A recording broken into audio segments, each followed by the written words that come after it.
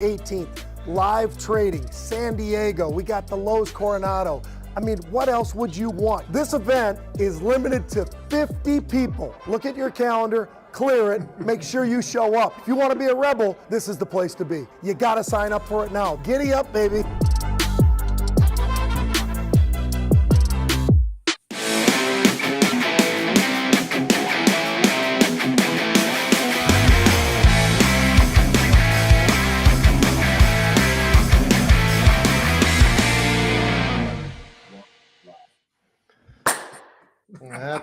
That's not a clapper. I forgot the damn clapper back at the hotel room. Well, it is a clapper, but it's just a personal clapper. John, tell everybody where in the hell coat closet you are found in today. I am in the Bibliothek in Selbach, Austria. So it's a library in the hotel where we're having the party tonight, Pete. and nobody's going through there, right? Well, so far. But I'm going to say this. We come on here and the guy tells us, well, nobody's going to be walking through here. And Jared and I immediately start thinking, well, that's a lie. And sure enough, boom, within 30 seconds, people start strolling through there. John, hey, how's it going, man? Hey, Dr. J, how you doing? I hope you enjoy your cocktail. And oh my, yeah, it's gone. Well, that says it's nearly gone. But that says it all. Nearly. I mean, I'd say that's gone. Pete, we're over here in Selbach, Austria, and they haven't got enough snow up until about a week ago. And then they started getting snow. And the good news is they got snow. The bad news is that today there was a little too much snow and people were falling all over the place trying to get down the hills. Luckily, not me, but a lot of the people were. And boy, it's great to be back after Martin Luther King Day. We had a great observation for Martin Luther King's day that is nationwide now that Arizona adopted it too, Pete. Mm-hmm. And we thought we'd just get started with a little macro minute, because a macro minute is all that it's worth, folks. We could tell you all about all kinds of things, but what you really need to know about is people are still nervous about what the Fed is going to continue to do after what Jay Powell said last week. So that's all you really need to know, right, Pete? I'd say that's pretty close. I'd say that I'd also just add to that a little bit, John, just to kind of fill a little bit of the minute up, because, I think you did hit everything, which is very little, and that's all you need. But the Chinese names are getting absolutely hammered today. That I find to be pretty interesting, and that's part of what's really moving the markets around a little bit and part of the pressure. The other thing is we've kicked off earnings season, and these financials overall, it's a bit of a show. I mean, it's not so great, but some of them it is, and we're going to be talking about that. But overall, we're looking at some of those earnings kicking off, not what people expected. Or oh, good Lord! All right, let's go to Roblox, for God's sakes. Bang! Let's go to Roblox, Pete. Just had to prove you right before we got started. They just keep coming. They keep, why not? I told you that was going to happen, and you said, no one's going to come here. No one. Jared and I are like, yeah, well, bang.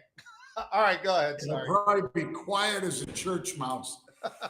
Roblox, RBLX. It's up pretty good today against a crappy market, and shares were surging basically because of an analyst expectation for the quarter.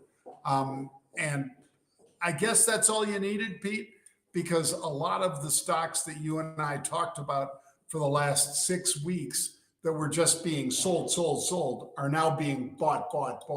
What do you see? Yeah, well, this is a name, John. It was 21 up to 82. That's the 52-week range. Here we are, up significantly today. Call it 10, 11, 12%, something like that. Last I looked, it was trading about 37 bucks. So it's still near the low end, but a really nice move today. And part of that really is they're talking about expanding into the emerging markets. I think that's a big deal for these guys, to be honest with you. Anytime you can get somewhere else and try to grab even more. And they were talking about the active daily users being up 18%, John, and bookings up 20% year over year. Those are some pretty big numbers. So that's something that I think people are, latching onto right now. That's what's really pushing the stock up at this point in time. Doesn't mean it's going to last forever, but certainly they're starting to get a little bit of a resurgence now after that huge pressure after the reopening and so forth. Yeah. And, the fact, Pete, that we're down 350 points at mid-session for the Dow, but the NASDAQ is managing up to the upside. That's not so bad. The Dow is, of course. Was that a technical term that, or what? Yeah, that was not the beer talking, Pete. That was me imitating what the market was doing. About that. All right. Shockwave. Shocking. Let's talk about Shockwave. Down pretty hard today. They're buying NVCN. They're a medical developer, Shockwave is, of intravascular IVL treatments, Pete. And, this is a pretty big deal for them. So the fact that one stock is down 6% while the target is up 29%, that's not shocking at all, is it? No, and vascular technology, John, that's a big area. As a matter of fact, one of the things that I was reading up about was the fact I wanted to know more about the company that they are buying to see what it is that they're doing. Why are they doing that? And why are they paying such a premium? It's about a 30% move to the upside today, John. So it's brand new 52-week highs for the company, but it's a $5 billion industry that they're going into here to add on to what they're already doing at Shockwave. So a lot of good things, I think, happening. They've got a great balance sheet. They've got the ability to do it. They've got some cash flow that they are able to do what they're doing right now. So it all measures out pretty nicely. Boy, good Lord. Look at it. It doesn't end. It never ends. They just keep on trying. You know what? I'll tell you, Jared, we called it. We called it. We called it. We called it. I'm telling you, I've been up here for 25 minutes. Those are the only people that have come by in the whole time. I feel like some sort of Svengali or something, because the second he came on, I go, oh yeah, no one's going to walk through there. I'm sure nobody's going to go through all these doorways. All right, Morgan Stanley, let's rock and roll, John. Morgan up big. They beat analyst expectations. Wealth management is exploding at the firm. So to give them credit, the CEO really focused, Pete, on the wealth management side of the business. And he said, we really need to compete aggressively against the likes of Goldman Sachs, which we'll talk about next. But Morgan, that's one of the big drivers to the upside, Pete. Big driver to the downside is Goldman Sachs, but we'll cover that in a sec. Yeah, these guys are going in opposite directions today, John, for sure. Morgan Stanley, last I looked, it was up about 7%. Things do change fast in this market, because the last I looked, we were down 400 points, then we were down 350 points. NASDAQ's been all over the place, but closer to green than we've seen the Dow. Morgan Stanley's the reason why we're seeing any kind of green, sort of trying to pull the Dow at least off of where it is right now. But that wealth management division, along with asset management, John, that's where they're just absolutely crushing it for Morgan Stanley. People are pretty excited about that. Rising rates is a good thing for that type of investment strategy. So they're doing a lot of things right. The one area that they did miss, though, and it's something that we are seeing more and more, and it's a little bit surprising, trading. Even though the volumes, John, are off the charts. As a matter of fact, right now in the month of January, we're averaging 46 million option contracts per day. We traded 54 million already in one session during January so far. We're only 2 weeks into it. We've already had 4 sessions over 50 million contracts. So there is a lot of trade going on. It's a matter of being able to seize the moment while you're doing it. But Morgan Stanley certainly is seizing the moment with that asset management as well as the wealth management, where they just continue to get bigger and bigger and bigger.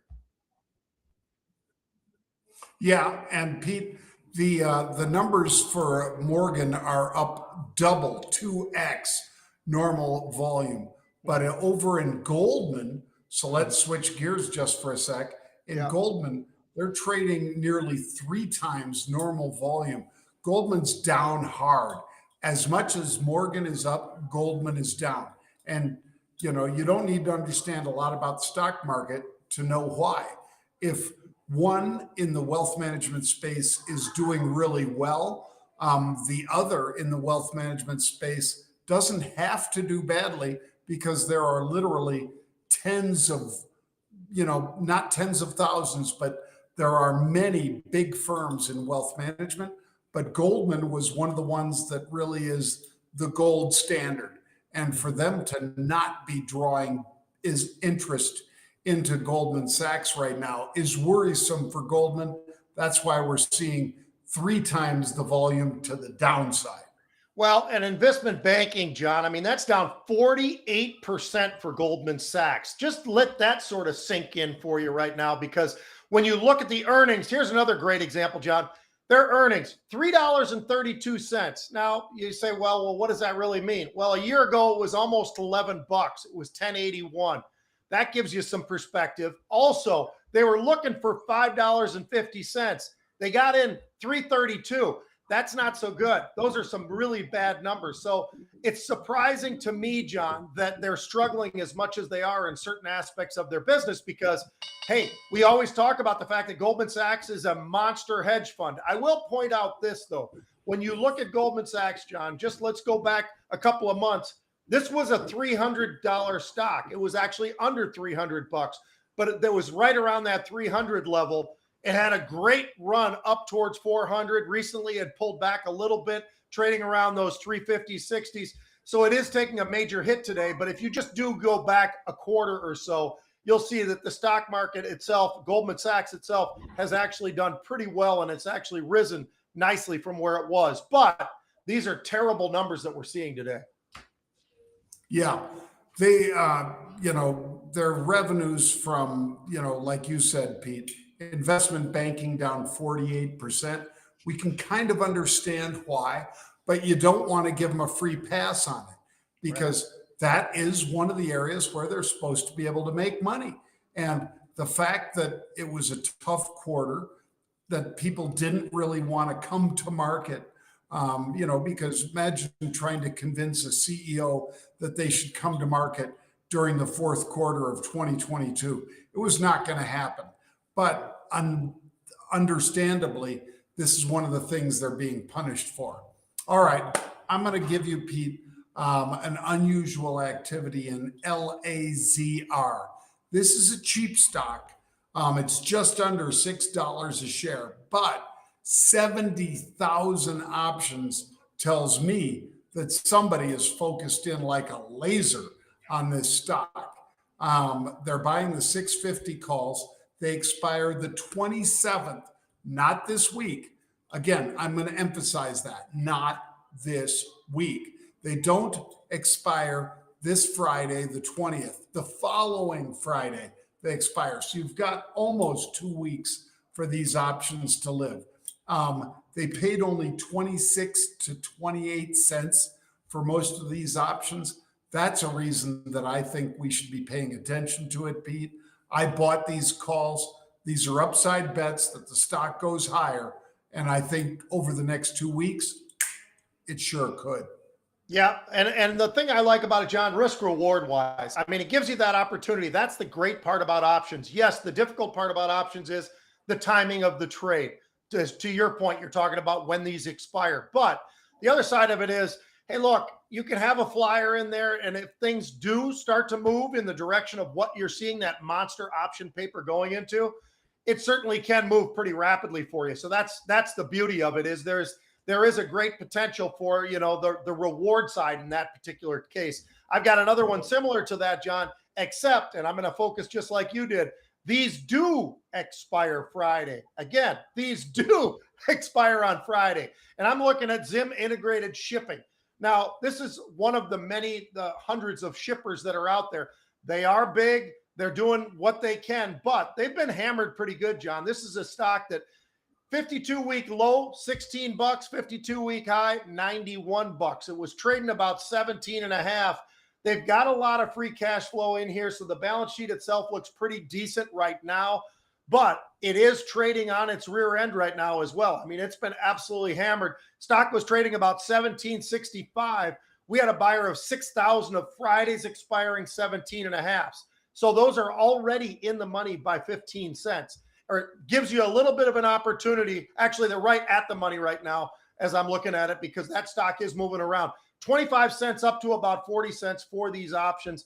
Fairly inexpensive, risk reward, just like what you were talking about. I think it exists here. I like what we're seeing. I would think that the containers maybe start to show something. Maybe there's something out there that somebody feels that they know that they're going to be able to report something. Doesn't really matter. The reality is a very inexpensive opportunity here for maybe a little bit of a bounce, maybe a squeeze of some sort. We'll see as time goes on, but a lot of option paper flowing here as well, John. 6,000 of those calls bought. Yep, you got to like that. Whenever they have a significant amount versus what the previous open interest, which was how many options have been traded since they listed these November 17 and a halves. That's one of the things that Pete and I focus on. All right, Pete, I know you were on the sports huddle this weekend. I know we didn't trade yesterday, Monday, but tell me what you thought of a little bit of the resurgence in the NFC Central. Well, East, the NFC East. And it's amazing, John, to see No, the Central. What the hell? So when you look at this right now, so the Vikings hosted the Giants, right? The Giants absolutely played lights out. And it was Daniel Jones, really unbelievable. He had probably one of his best games that he's had, and he did it at the right time, and he's been getting a little bit better. And by the way, if people haven't watched the Giants play, are they a great team? I don't think they're a great team, but they are a very well-rounded team. And that quarterback actually runs the ball pretty well, John. He ran for over 700 yards this past season. So he's not just a guy standing back there in the pocket, the Eli Manning style like everybody used to compare him to. This is a guy that's starting to gel. People wanted to get rid of him at the start of the season. Now they're absolutely loving this guy. So it was really an interesting game. The Vikings, of course, we talked about the Achilles heel of that defense. Someday it was going to show up. You didn't know exactly when, and it was going to hurt. Well, it hurt them on this past weekend because they just could not stop the Giants. They put up 431 yards of offense on them, John. They got beat 31-24, the Vikings did. So the Giants now are going to be going back, and they get to play Philly, another team in the NFC East. And the Philly, they've got a great team this year. They've got everything you'd want. They got maybe arguably the best offensive line in football. They've got Jalen Hurts, who's been playing pretty lights out, but is he healthy enough? They've let him rest. He might be healthy enough. I think he is healthy enough that he's going to be playing in this game. And they've got a lot of great targets for him to focus on. So those two are going to match up against each other. Then there's the Cowboys. The Cowboys came to town and absolutely just put a hurting on Tom Brady, John, like I have never seen. He just looked old. He looked like he was just not interested. And we know he's competitive, but he just didn't look like the Tom Brady that we've all grown to know. And it was just an awful game last night. They were down 18-0 at the halftime. They made it a little bit closer. It almost looked like it could be a game, but it was never really a game. And Dak Prescott, as critical as I've been and a lot of other people have been with him, the guy was lights out, 4 touchdowns. He didn't throw any interceptions. But now they go out to San Francisco, John, and I'm curious what you think of that game because Brock Purdy suddenly looks like Joe Montana. And I'm not even kidding. I mean, the kid threw 4 touchdowns. He looks outstanding. The defense is absolutely as good as any defense. If you look at almost any metric out there, the 49ers are somewhere within the top 3 or top 4. They're unbelievable on defense, but Purdy has done an amazing job. It doesn't hurt Christian McCaffrey's kind of nice to have. Debo Samuel's pretty nice to have. So he's got some people around him. How about Kittle? I mean, there's a lot of reasons why if you do the right thing as a quarterback and Purdy's doing it, you can look pretty damn good. Well, he looked pretty damn good because they were trailing Seattle. You and I thought that might be a pretty good game. It was for the first half. They ran away with it in the second half. But, John, tell me a little bit about what you think about this NFC East. They got 3 teams. 2 of them got to play each other. But it's amazing because just a couple of years ago, they were one of the worst divisions in all of football. Yeah. Well, Pete, that was before Jalen Hurts really came into his own. That was before Jones got there with the Giants. And now all of a sudden you've got, it's not just the Dak Prescott show. It's a much bigger, much broader picture. And, there's really nothing in the NFC West that compares to it. I mean, back in the day when Pete Carroll had, the quarterback really, operating, Russell Wilson operating at a high level, that was a different team. And they had a suffocating defense. Now it's really San Francisco with the suffocating defense.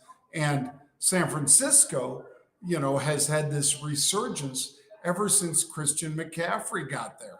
I'm not saying that he's the entire difference, but he's certainly got people, that only wanted to focus on Debo and so forth.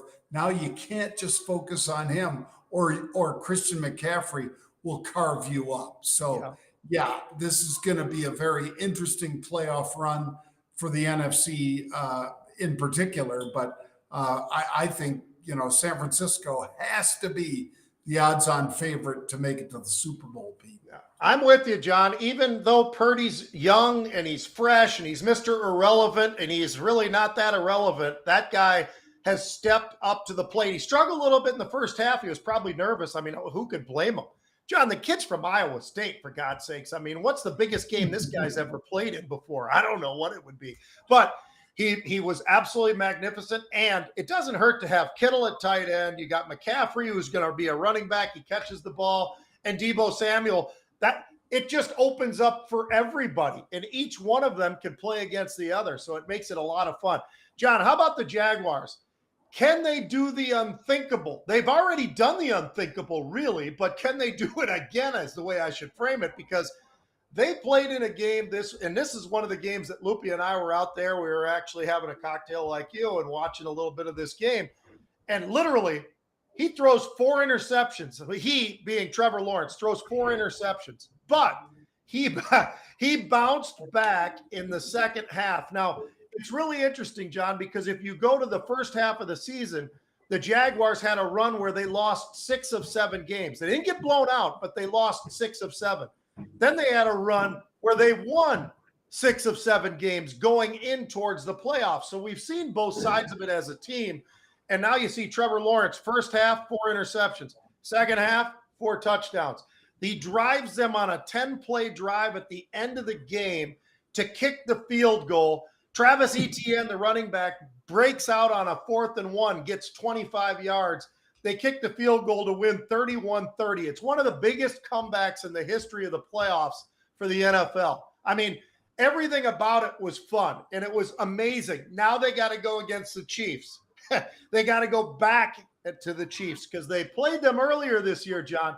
They got beat 27-17. Pat Mahomes had a great game. By the way, Trevor Lawrence had a pretty damn good game in that game as well, and the game was relatively close. So it's one of those where I just don't know. You got any gut feeling on this? Can they stay with the Chiefs, I guess? Or are they going to get blown out like we've seen a few blowouts already this year? Well, it's which is the Trevor Lawrence that shows up first half or second half. If it's the Trevor Lawrence that showed up in the second half, Pete, and drove him for 4 touchdowns, then they can stay with the Chiefs, even with the best quarterback in football, which I still think is Mahomes. Mm-hmm. If they can put up multiple touchdowns and not make those big mistakes, Trevor Lawrence and the Jaguars could beat them. But the odds do not favor that, of course. So if I was betting straight money, I would say, okay, got to go with Kansas City. If I'm taking the points and the odds bet, I'm saying, okay, I'll go with Trevor Lawrence because he might show the same stuff he showed this previous week against the Chargers.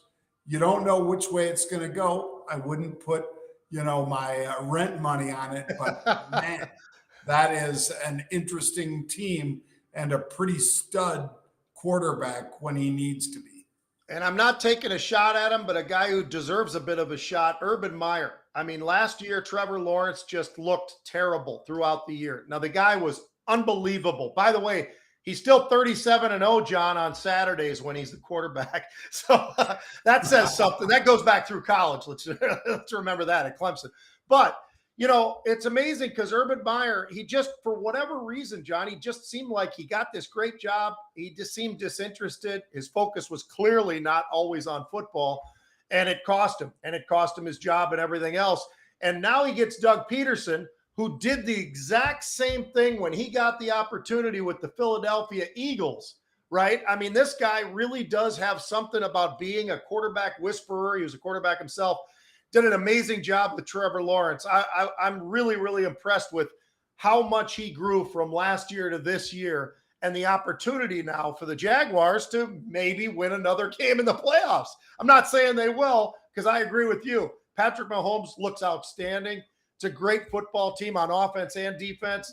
The Jaguars got their work in front of them, but shoot, man, that was a big comeback they had. That was definitely worth watching. And if you didn't see it, just watch the last 10 plays that led up to the very end, because it was awesome. It was awesome. Well, thank you, Pete. This has been the Rebels Edge, folks. We always appreciate you guys tuning in to get more than just macro. And we finish up with exactly the sort of sports talk that Pete delivers every Sunday on the Sports Huddle on WCCO Radio AM 830, as well as Odyssey, so you can always catch it on there. And we will be back tomorrow at 1 p.m. Eastern Time. Encourage you to tune in. We'll see you then.